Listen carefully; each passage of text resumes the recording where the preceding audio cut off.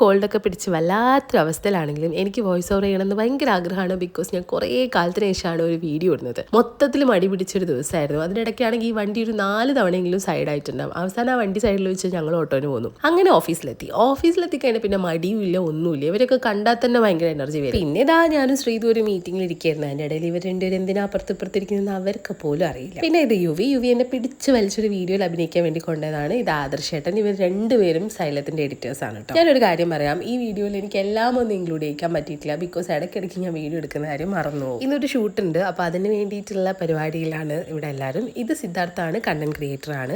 രാജേഷേട്ടനാണ് നമ്മുടെ camera person. പുള്ളിക്കാരൻ്റെ ഐഡിയയിലാണ് ഇന്ന് വീഡിയോ എടുക്കുന്നത്. പുള്ളി ഐഡിയ ഡിസ്കസ് ചെയ്യുന്നത് ഞങ്ങളുടെ എഡിറ്ററായിട്ടുള്ള അരുണേട്ടൻ്റെ അടുത്താണ്. ആധികാരികമായി ചിന്തിച്ചിട്ട് പുള്ളിക്കാരൻ പറയുമായിരുന്നു അത് വർക്കൗട്ട് ആവുമോ ഇല്ലയോ എന്നുള്ളതൊക്കെ. അങ്ങനെ ഞങ്ങൾ ഷൂട്ടിന് വേണ്ടിയിട്ട് ഇറങ്ങി. പിന്നെ ആ കിടന്നു വന്ന് ഹെൽപ്പ് ചെയ്യുന്ന ആളെ പേരാണ് സിനാൻ ഓൾസോ നമ്മുടെ ക്യാമറ പേഴ്സണാണ്. സിനാൻ എനിക്ക് ആദ്യം ഭയങ്കര പേടിയായിരുന്നു, പക്ഷെ ഇപ്പം അങ്ങനെയൊന്നുമില്ല കേട്ടോ. ഒറ്റ ടേക്കിലൊന്നും ഒരു വീഡിയോയും സെറ്റ് ആവില്ല. കാരണം നമ്മൾ മാക്സിമം നമുക്ക് വേണ്ട രീതിയിൽ ഔട്ട് കിട്ടണമെങ്കിൽ നന്നായിട്ട് ഷൂട്ട് ചെയ്തേ പറ്റുള്ളൂ. ഇതിനിടയ്ക്ക് 2-3 ഷൂട്ടൊക്കെ കഴിഞ്ഞിട്ടുണ്ടെങ്കിൽ പോലും അതൊന്നും എടുക്കാൻ എനിക്ക് പറ്റിയില്ല. പിന്നെ ഞങ്ങൾ ഫുഡ് കഴിക്കാൻ വന്നു. ഫുഡ് കഴിച്ചതിന് ശേഷവും ഞാൻ വീഡിയോസ് ഒന്നും എടുത്തിട്ടുണ്ടായിരുന്നില്ല, കാരണം ഞാൻ മറന്നുപോയി. പിന്നെ ഞാൻ ഓർക്കുന്നത് ചായ കുടിക്കാൻ വേണ്ടി വന്നപ്പോഴാണ്. ഇത് ദേവികയും നമ്മുടെ ക്യാമറ പേഴ്സണാണ്. ഇത് ബാദുഷ നമ്മുടെ ട്രെയിനി എഡിറ്ററാണ്. മൊത്തത്തിൽ അല്ലെങ്കിലും അവിടെ ഇവിടെയും എൻ്റെ സൈലം ഡേ നിങ്ങൾ കണ്ടെന്ന് വിചാരിക്കുന്നു. അപ്പോൾ ഓക്കെ, ബൈ.